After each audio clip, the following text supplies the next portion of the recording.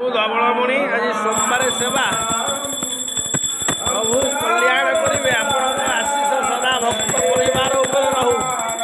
दर्शन नैवेद्यम समर्पयामि नमः। दर्शन नैवेद्यम समर्पयामि नमो नमः। प्रभु हे दयामय दर्शन नैवेद्य समय दधि स्नान समर्पयामि। प्रभु दधि स्नान समर्पयामि।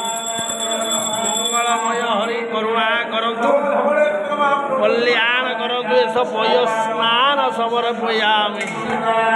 महाप्रभु शुद्धोदक स्नान समर्पयामि नमः।